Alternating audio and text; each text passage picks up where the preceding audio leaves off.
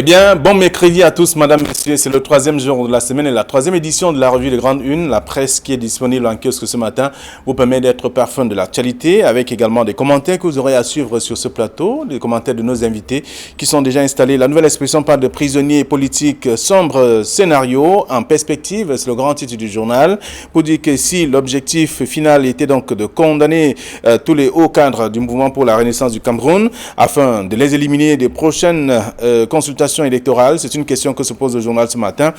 Donc en page 10, le journal parle également de Babadjou, où un fusil dans une salle de classe a été donc découvert. On voit bien, la découverte a été faite dans le lycée d'une localité frontalière à Santa, dans le nord-ouest, en page 3 de la nouvelle expression. La nouvelle expression parle également du barreau du Cameroun. Maître Clémence Mafetgo explique, d'ailleurs, si cette décision de grève des avocats est donc maintenue, elle risque de créer une paralysie de l'administration judiciaire, dit l'avocate, d'ailleurs en page 2 également de ce journal. Le journal s'intéresse aussi à l'affaire Vamoulke, la défense scandalisée sur cette affaire justement. Le dossier est donc bourré de pièces non conformes à la réglementation. On peut découvrir tout cela en page 4 du journal La Nouvelle Expression, disponible en kiosque ce matin. Le journal Le Messager pour sa part parle de l'affaire de la Fédération camerounaise de football, Ligue de football professionnel du Cameroun. Coup d'État contre Pièce Mengue, c'est le grand titre. Le journal précise qu'un comité technique transitoire pour assurer la gestion de la Ligue de football professionnel du Cameroun jusqu'en 2021 est déjà disponible. C'est en page 11. Le journal s'intéresse aussi à la rentrée scolaire dans le nord-ouest et sud-ouest. Paul Biya et les 3 milliards de francs CFA de la honte. Donc le partel débloqué pour la reconstruction des écoles querellées. C'est à lire en page 4. Le journal s'intéresse également au nord-ouest avec le convoi de l'Élé l'Afrique. C'est le gouverneur qui a été donc qui a reçu des tirs des présumés séparatistes sur la route de Fondon, et à lire aussi en page 4 du journal Le Messager de ce matin. Et puis l'autre journal disponible, c'est L'Œil du Sahel, qui parle de du fichier électoral avec 127 407 nouveaux inscrits dans le Grand Nord. C'est le bilan en tout cas fait à la suite notamment de la fin au terme des inscriptions sur les listes électorales, et c'est en page 5 du journal qui parle également du port de Douala. Les révélations du groupe Bolloré sur l'affaire du terminal à conteneurs à découvrir dans le même numéro, c'est en page 9, disponible ce matin. Le même journal parle également de Marois, où une vingtaine de noyades donc en 2 semaines seulement, c'est en page 10 de ce journal disponible. Et puis Ouest Eco parle bien sûr de clash entre le président du conseil d'administration et le directeur général de Cameco. L'humilité qui grandit, d'ailleurs le directeur général Ndipendi, et le journal fait savoir qu'en revenant donc sur ces nomination, comme le lui avait d'ailleurs demandé son PCA, le directeur général de Cameco, lui, Georges Ndifendi, a préféré donc sacrifier son ego pour l'intérêt de la structure qu'il dirige. Une disposition d'esprit plutôt rare chez les managers des structures publiques, à lire dans le journal ce matin. En page 7 de ce numéro, le journal parle également des grèves des avocats. Laurent Esso nargue les mécontents. C'est le journal également qui le dit ce jour. À lire également dans la presse aujourd'hui. Et si vous faites un tour en kiosque, il y a le journal Le Soir hebdomadaire. Le journal parle donc de crise anglophone. Saint-Éloi Bidoum parle à Chantal Biya. C'est ce que propose le journal. Le journal s'intéresse aussi au ministère de la fonction publique et de la réforme administrative. Le journal fait savoir que la touche de Joseph Lé également à découvrir, avec notamment le travail qu'il fait pour restructurer et reformer également le ministère de la fonction publique. Chacun doit faire son travail et également permettre à ce que les usagers soient satisfaits du travail qui est fait par la fonction publique. C'est à lire dans le journal Le Soir hebdomadaire de ce matin. Et puis Repère parle donc du port autonome de Douala, terminal à conteneurs. Aujourd'hui, le gouvernement dans l'impasse carrément, c'est le titre que propose le journal pour exprimer également l'ambiance qui règne donc au niveau du port. Quelle est l'entreprise qui va gérer justement le port, le terminal à conteneurs? C'est une question également que se pose le journal. Le journal s'intéresse à autre chose, parlant de Douala. 6 000 milliards de francs CFA de droits de tirage pour le projet Ndolé City. C'est à lire dans le numéro de ce matin. Le journal parle également de l'exploitation minière avec la leçon du préfet du Mbéré à Dodo Ndoké, qui est le ministre des Mines, de l'Industrie et du Développement technologique, à découvrir également dans le numéro disponible aussi ce jour. Le journal L'Équation, qui en kiosque parle de manœuvres politiques du barreau du Cameroun. D'ailleurs, Pokiro déroule le bâtonnier Tchakounté Pati? C'est la question que se pose le journal, tout en rappelant également ce matin que 13 avocats sur 15 signataires d'une résolution du Conseil de l'ordre appellent donc à une grève générale de 5 jours à compter du 16 septembre prochain. Donc Maître Tchakounté Pati Charles n'exclut plus l'engagement politique du barreau donc pour un affrontement direct avec le pouvoir de Yaoundé. C'est ce que le journal propose également ce matin. Le journal parle également de Jean-Ernest Masselengane Bibeye qui sensibilise les usagers de la route. C'est dans le journal. Le journal, donc, l'équation disponible en kiosque. Le journal Émergence, pour sa part, parle de comparution au tribunal militaire. Maurice Kamto et ses alliés posent donc des conditions. Le journal précise que il menace de ne pas se pointer donc devant cette juridiction si certains éléments ne sont pas tout au moins réunis. C'est en page 5 du journal Info Matin, le journal Émergence, pardon, le journal qui parle également du nord-est et du sud-ouest et l'extrême nord également, pour dire que ce sont des régions déclarées économiquement sinistrées par le Premier ministre. C'est également à lire dans le journal disponible en kiosque ce matin, en page 3 précisément. Et voilà ce que la presse nous propose et les journaux que nous avons reçu à notre rédaction ce 3e jour de la semaine. Bonjour Idriss Sissom, bienvenue. Bonjour Flavien, bonjour à tous les téléspectateurs et un bonjour particulier Flavien à tous les proviseurs qui prennent 100 000 francs pour recruter les élèves en classe de 6e. Donc je leur souhaite une très bonne journée et surtout qu'ils sont des téléspectateurs fidèles de cette émission. Je les salue pas parce que ce qu'ils font est bien, mais je les salue parce que ce qu'ils font est réprimable, mais ce n'est pas eux qui poussent les gens à leur donner 100 000 francs.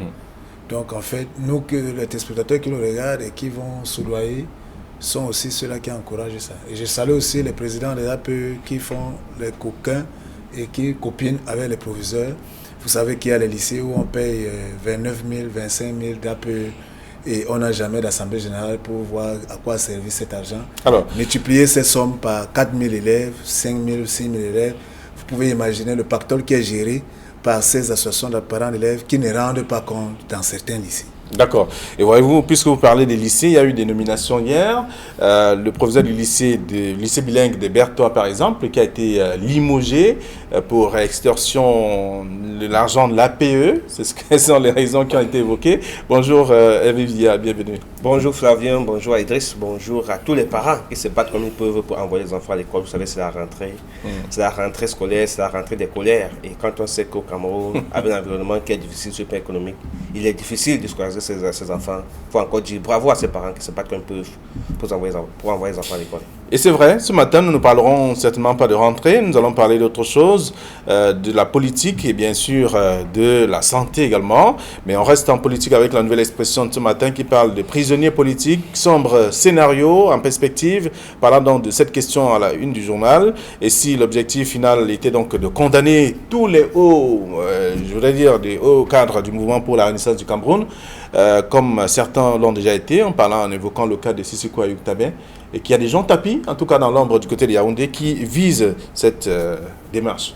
Oui, c'est vrai que quand on essaie de voir la trajectoire de Sissoko Ayuk Tabé, la condamnation à vie, et on se souvient qu'il y a quelques jours, les avocats se plaignaient du fait que pour pouvoir faire appel, du moins ce pouvoir en cassation, il était question qu'ils payent près de 5 millions de francs CFA, si je ne me trompe pas du chiffre, et qu'ils trouvaient ça exorbitant. C'était vraiment des manœuvres pour empêcher, n'est-ce pas, à ceux-là de pouvoir, pour empêcher que la justice soit rendue, du moins concernant le cas Ayuk Sissoko Tabé. Et quand on a fini de faire une lecture, on se rend effectivement compte que la trajectoire que suit Maurice Kamto et les autres membres du MRC, arrêtés dans le cadre des marches blanches, dans le cadre des marches blanches, vont seulement suivre la même trajectoire parce que, en fait, quand on sait qu'ils sont jugés au tribunal militaire et que malgré les recours qui ont été faits, et malgré les recours faits par leurs avocats qui estimaient que ce n'était pas normal qu'on juge un civil au tribunal militaire alors que celui-ci n'est pas impliqué dans une affaire de port d'armes et autres, vous pouvez comprendre que la trajectoire est toute tracée et que le contraire peut surprendre tout le monde. D'ailleurs, les observateurs les plus avertis ont déjà déclaré qu'il sera condamné également à vie comme l'autre. Et dans ces manœuvres, quand on sait qu'il est à l'issue des dernières élections présidentielles, il était le deuxième quand même candidat après le chef de l'État. Il était le deuxième après le chef de l'État.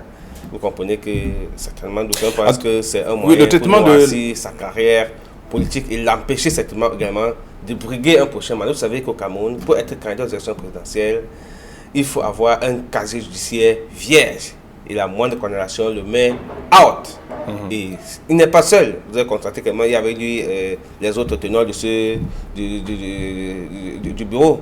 On peut comprendre que certainement qu'on est en train d'exclure du champ politique ceux-là qui sont membres du MRC, les leaders de ce parti, et qui même après le départ du chef de l'État, certainement, on sait qu'il partira un jour qu'après le départ, qu'il ne puisse plus être à même de pouvoir briguer, de rêver être présent dans la République du Cameroun. Très bien. Alors, le traitement qui est réservé, en tout cas à ce sujet, dans la nouvelle expression aujourd'hui, permet de comprendre que, un peu comme le journal le dit, c'est mettre hors jeu ces différents responsables du mouvement pour la Renaissance du Cameroun, en tout cas le MRC et ses alliés. Oui, mais c'est une probabilité fiable. C'est-à-dire que parmi toutes, Flavien, toutes les scénarios, tous les scénarios tels qu'on a vu là, c'est l'un des scénarios. C'est-à-dire que c'est l'un des scénarios, j'allais dire, si le tribunal militaire va dans la même lancée, Hervé Vira l'a dit tantôt, on s'attend à une condamnation, et une condamnation va saper le casier judiciaire de ces hommes politiques. Et ça, c'est une évidence. Donc, et c'est là qui inquiète. Et quand vous lisez même la nouvelle session, vous constatez que ces cas de MRC qui devraient comparer le 6 sont en train de pouvoir de solliciter un ensemble d'éléments. Sinon, ils disent qu'ils ne vont pas se présenter à cette cour, ce tribunal militaire. Donc, il faut dire que la nouvelle expression a bien fait de scruter, d'analyser les différents scénarios possibles. Et l'un des scénarios est que si le tribunal les condamne, c'est le parcours de ces hommes politiques. Je pense ils pourront mettre une croix là-dessus.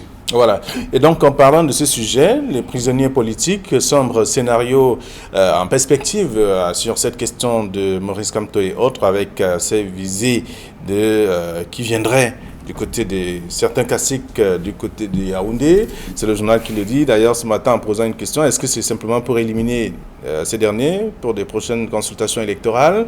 On peut lire tout cela en page 10. Le journal parle également de l'affaire Vamoulke, avec la défense scandalisée finalement. C'est le dossier qui est donc bourré de pièces non conformes à la réglementation. Oui, vous savez que depuis que le bracelet pervers a commencé à peu du Cameroun, on s'est toujours dit, en fait, du moins, ce que l'on apprécie, les faits qu'on apprécie, donne l'impression que l'objectif, je disais même, ce n'est pas l'assainissement l'assainissement des comptes de l'État, en fait. On a l'impression qu'on ne veut pas ramener tout l'argent qui a été dilapidé.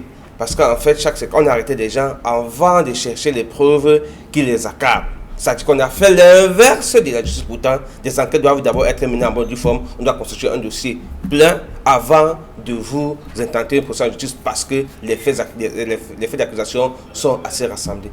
Mais si aujourd'hui au tribunal concernant l'affaire de Vamoulke, qui est l'ancien directeur général de la CRTV, que ce soit aujourd'hui qu'on soit encore en train de chercher des preuves pour pouvoir l'accabler, et même des preuves qui selon la nouvelle expression aujourd'hui ne sont pas validées, vous comprenez qu'il y a anguille sur roche. Il y a question d'interroger cette procédure, il y a également question d'interroger le bracelet pervers. Est-ce que l'objectif est effectivement d'assainir le fichier soldé de l'État?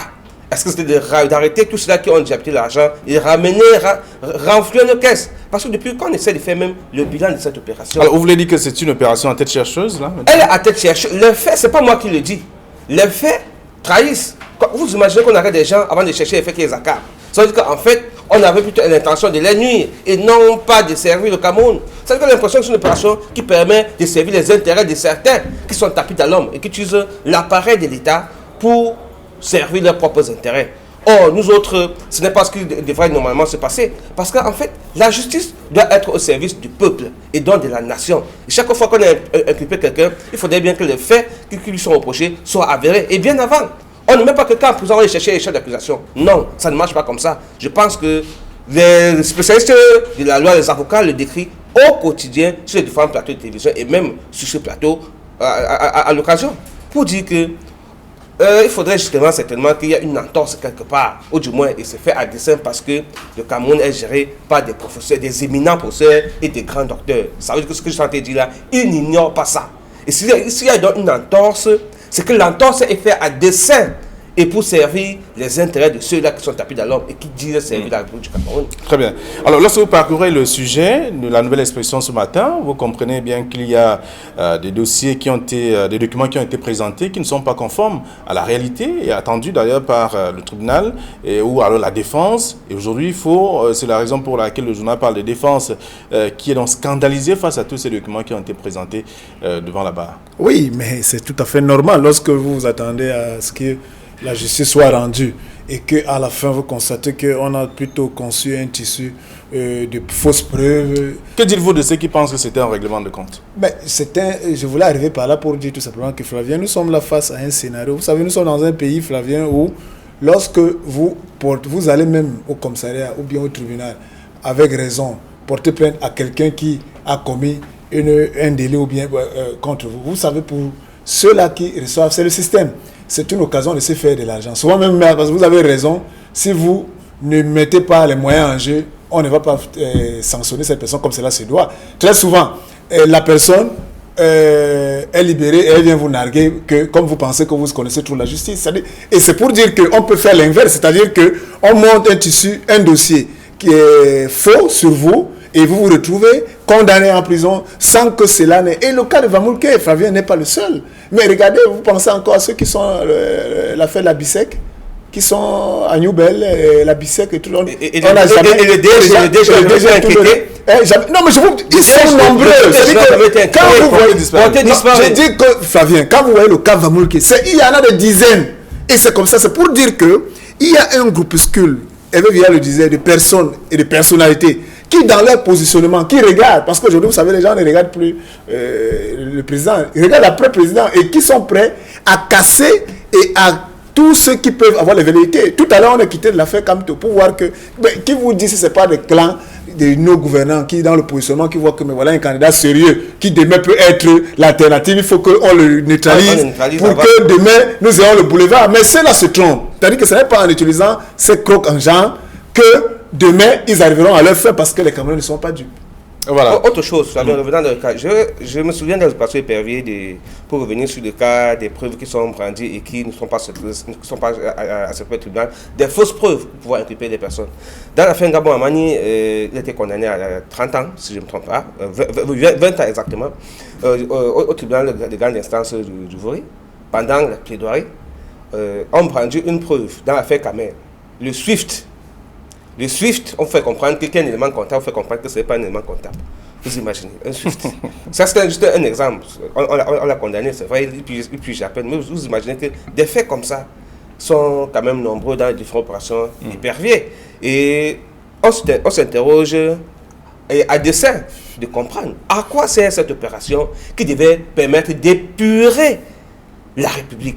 En fait, de ramener l'argent chez nous. Parce qu'en réalité, on passe le temps à nous endetter tout le temps pour pouvoir construire la nation. Sauf que tout cet argent, chaque fois qu'il est arrivé ici, est utilisé à d'autres fins. Pourquoi, chaque fois qu'on a épinglé ceux-là qui ont dit avoir détruit cet argent, pourquoi on ne récupère pas l'argent? C'est vrai de les mettre en prison, c'est bien, mais je l'ai toujours dit sur le plateau, quand vous les mettez en prison, on dépense encore sur eux. Parce qu'en fait, il faut que, dès qu'ils tombent, il faut les nourrir. Ce n'est pas facile. Imaginez le budget de nutrition des prisonniers dans une prison. Prenons le cas de la prison centrale de Nouvelle. Vous comprenez que c'est beaucoup d'argent. Sur le plan sanitaire, et même, vous comprenez que c'est beaucoup d'argent. On va vous dire que les enquêtes d'abord, le procès avec tout ce que c'est. Et vous vous souvenez que dans cette enquête-là, parlant d'Afrique quand même, on a commis des experts qui ont fait des voyages, qui ont fait des études, et ça nous a coûté beaucoup de millions de francs CFA. Dépense sur dépense, alors qu'on est un pays pauvre, très endetté. Vous parlez de l'opération Épervier, mais il y a quand même une commission qui avait été créée pour aller récupérer l'argent.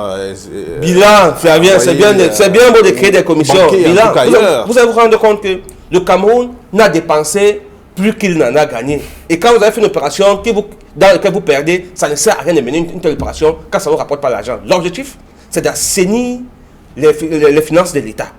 Et quand on fait un bilan, on se rend compte que non, on n'a pas plutôt assaini, on a davantage dépensé. Est-ce que ça valait le coup de mener une telle opération quand ça devait nous coûter encore? Pourtant, on devait trouver des issues. Non, on ne dit pas que c'est pas mauvais d'attraper ceux-là qui pillent la République, mais dès qu'on les a attrapés, avec les preuves qui les accablent, il ne faut pas seulement qu'on attrape ceux qui ont des intérêts peut-être d'être des gérants publics, des gérants publics, des mecs qui ont des ambitions. Parce que leur tête ne plaise pas à certains qui utilisent les appareils de l'État pour se servir. Non, il faudrait qu'on attrape les voleurs. Et pour que, dès qu'on attrape un voleur, que les retombées de ce voleur qu'on a attrapé, que vous le ressentez, vous Flavien Ndongo, bien que la ménagère ressente qu'effectivement ça a changé à tel niveau, parce que là, le coût de la vie a reçu un coup, du moins. C'est de ça qu'il s'agit. Parce qu'on passe le temps à arrêter des gens, et qu'on les met en prison, et qu'on passe chercher des preuves qui sont refutées au tribunal, à quoi ça nous sert, nous autres alors? Très bien. Alors, le sujet est porté donc dans le journal de la Nouvelle Expression, affaire Vamoulki, avec la défense scandalisée. Le dossier est donc bourré de pièces non conformes à la réglementation. C'est ce que le journal nous apprend en page 4. Voyez-vous, vous aurez l'occasion de parcourir le sujet en question dans le même numéro disponible. On va parler d'autre chose, notamment de Babadjou, un fusil dans une salle de classe, peut-être.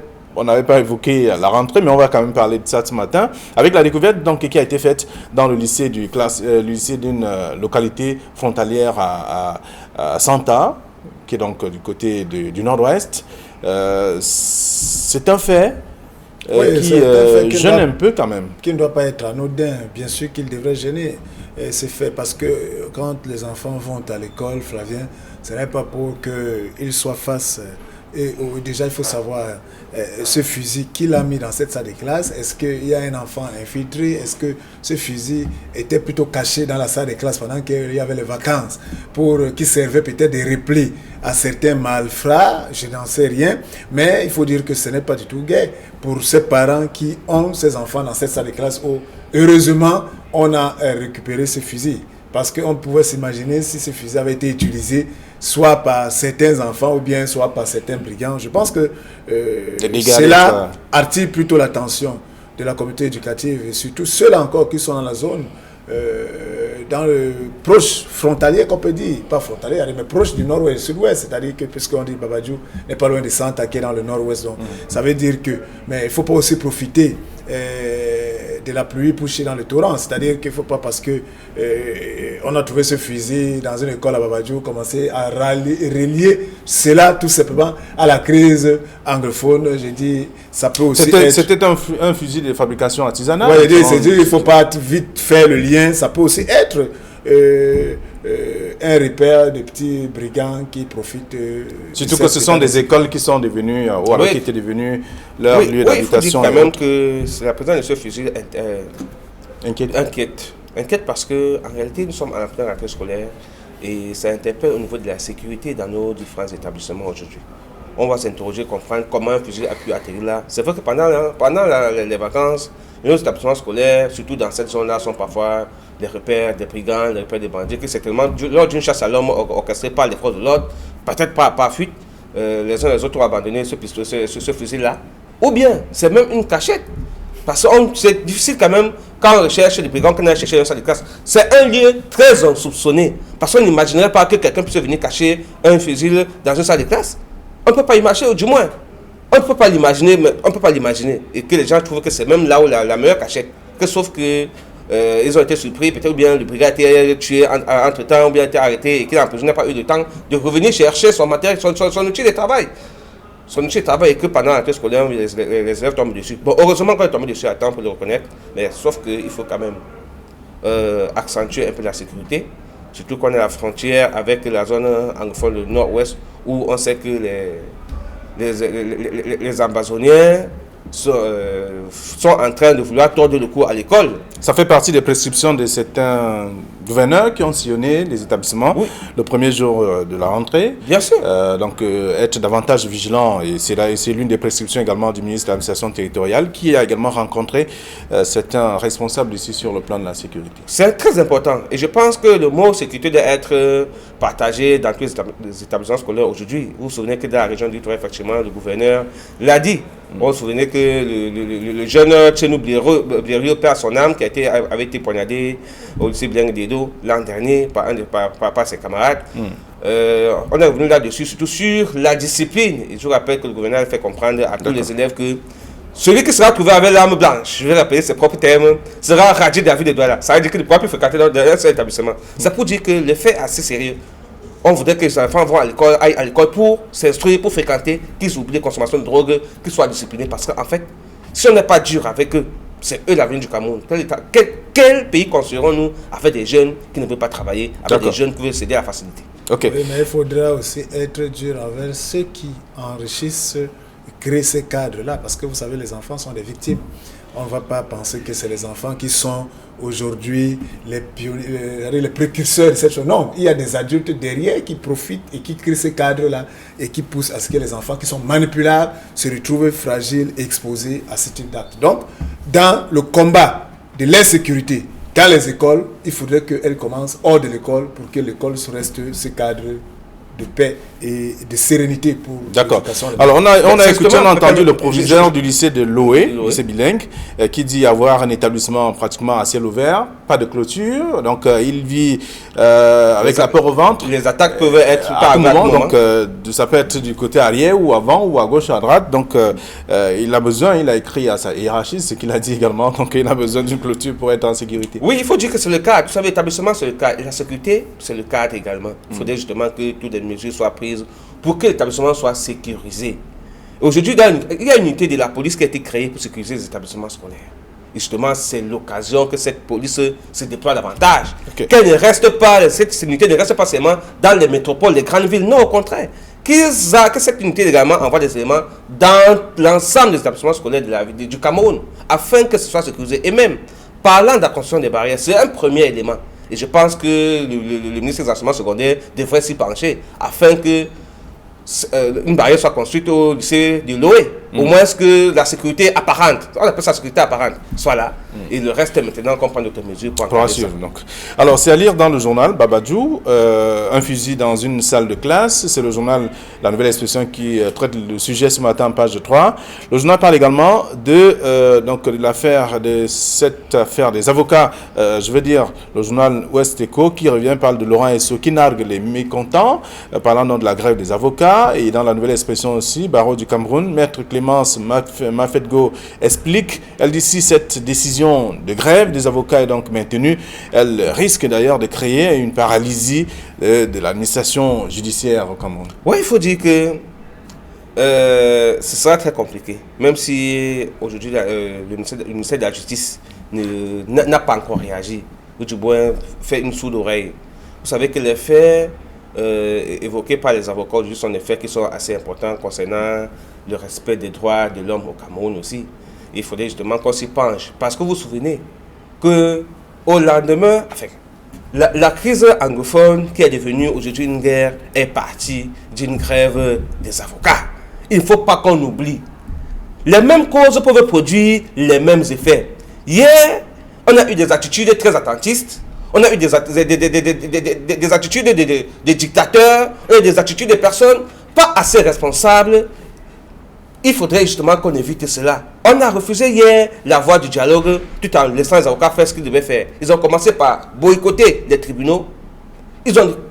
Après le boycott des tribunaux, ils ont décidé de marcher. Vous vous souvenez que c'est pendant la marche, on a bastonné une bonne partie et tout a dégénéré. Les autres corps s'y sont mêlés. Et aujourd'hui, voyez-vous où est-ce que nous en sommes? Le cri de colère des avocats de la partie francophone devrait interpeller à suffire toute la République du Cameroun, gouverneur, premier ministre, partout, pour qu'on n'y arrive pas là et qu'on essaye de négocier.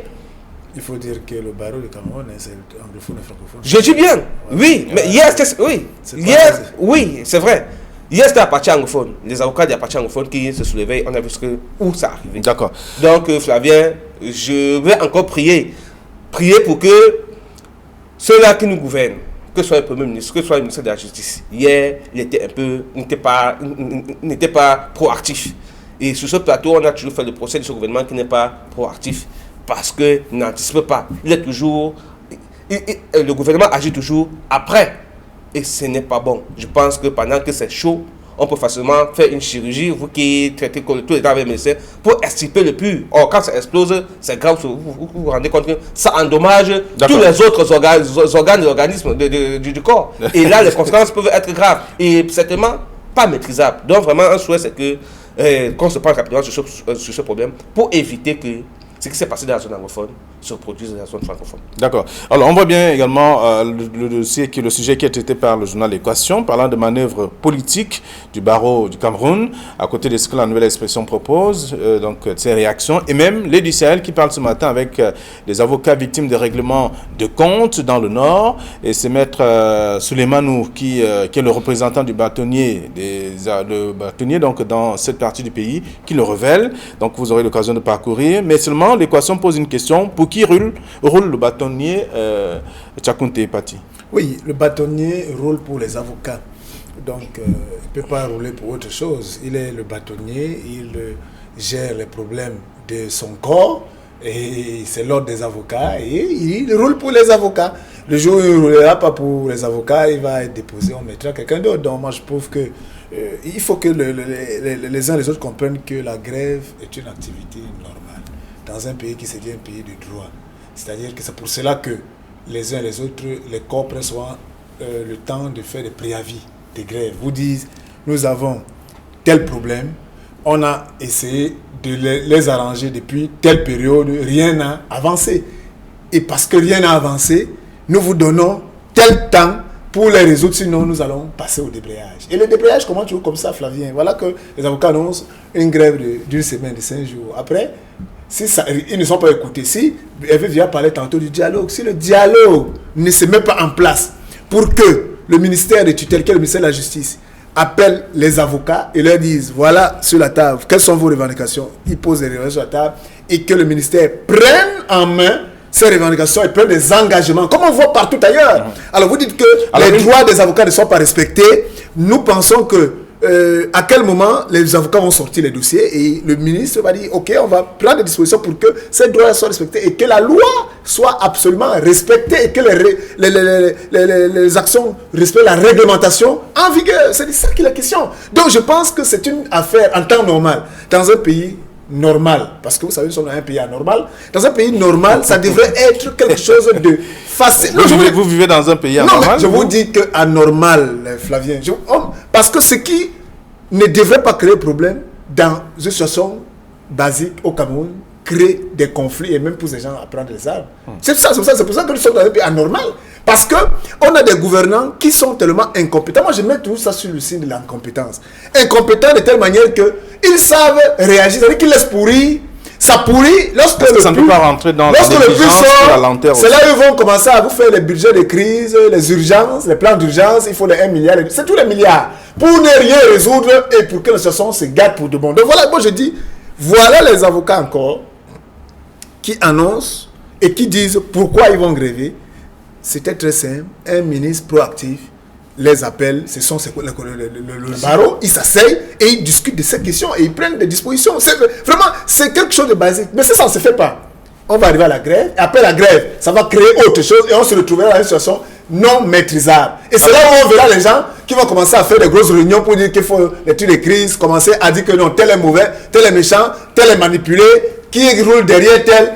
Non, moi je dis, les problèmes des avocats qu'ils posent, respect des droits de l'homme et des droits des justiciables, c'est là. Il faut que le gouvernement, le ministère de la Justice, qui s'occupe de cela, prenne la question en main.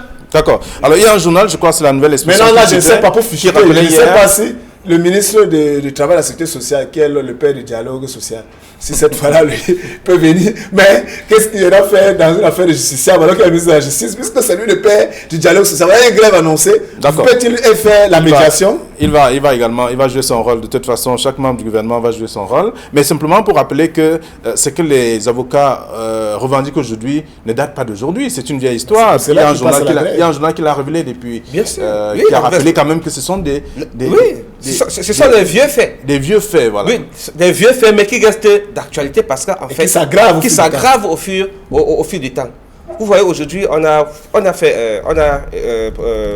validé, promulgué, mis en service aujourd'hui le nouveau code de procédure pénale qui permet aujourd'hui qu'on ne mette pas des gens en cellule pour rien et qu'il y a même des durées, des gardes à vue.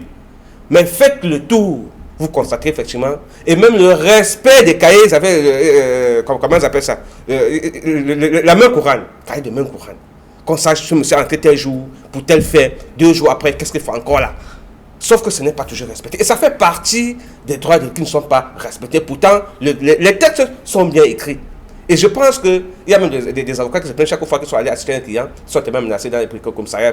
Parfois, on les met mentionné. Alors qu'ils sont en train d'assister. Aujourd'hui, on dit que dès que vous avez été convoqué dans un cellule, bien dans un commissariat, vous avez besoin d'être assisté par un avocat. Parfois, dans des cas qui nous sont rapportés, on ne permet pas à l'avocat d'assister la personne qui est convoquée. Vous imaginez, ça fait partie des violations des droits de l'homme que les avocats sont en train de revendiquer aujourd'hui. Et ce n'est que normal. Ils plaident pour le respect des textes. Or, le ministre de la Justice sait que ce qui dénonce sont des faits importants qu'il faudrait régler. Parfois, ce n'est pas lui le responsable. Il faudrait tout simplement, en tant que patron, qu'il fasse qui donne injonction aux OPJ de pouvoir respecter cela. C'est de ça qu'il s'agit. L'injonction aux OPJ. Et je suis en disant que si l'avocat grève, vous imaginez que les tribunaux seront obligés d'être fermés parce qu'on ne pourra plus rien juger. Les plaidoiries, c'est avec les avocats. Et on aura plus de dossiers. On aura plus de dossiers. On a besoin de libérer. Et les prisonniers vont continuer à rester en prison. Et l'État va continuer à dépenser de l'argent pour les entretenir. Donc, ça n'arrange la situation des personnes au contraire. On a intérêt que ce problème soit rapidement résolu pour que le juge souffre. Sinon, il y aura des dossiers par Ok, alors on va dire un mot sur ce que l'heure du Sahel propose, parlant du port de Douala, les révélations du groupe Bolloré sur l'affaire du terminal à conteneurs, et également Repère qui parle ce matin, parlant de ce même terminal à conteneurs, pour dire que le gouvernement est dans l'impasse finalement. Oui, en fait, il faut dire qu'on a vu le groupe Bolloré qui a dû saisir la justice pour arrêter le processus de choix du prochaine structure qui va gérer le terminal à conteneurs. Et on a vu, je crois la semaine dernière, le port de Douala qui a aussi apporté des éléments pour lever cette suspension et qui annonce dans les prochains jours que la prochaine entreprise qui va gérer le terminal à conteneurs sera connue parce qu'il reste 2 à 3 structures sur lesquelles les dossiers sur lesquels on est en train d'étudier. Et hier, il y a eu cette conférence de presse du responsable de Bolloré de la région Afrique centrale, Mohamed Diop, qui a présenté les faits de la situation et que vous voyez dans les journaux, il parle justement de révélations. D'accord. C'est un sujet que je vous invite à lire. Nous sommes arrivés au terme de cette édition de la revue des Grandes Unes. Demain, nous serons jeudi, ce sera la 21e édition de la semaine. Bonne journée, bon retour à vos différentes rédactions, chers messieurs. Allez, à demain.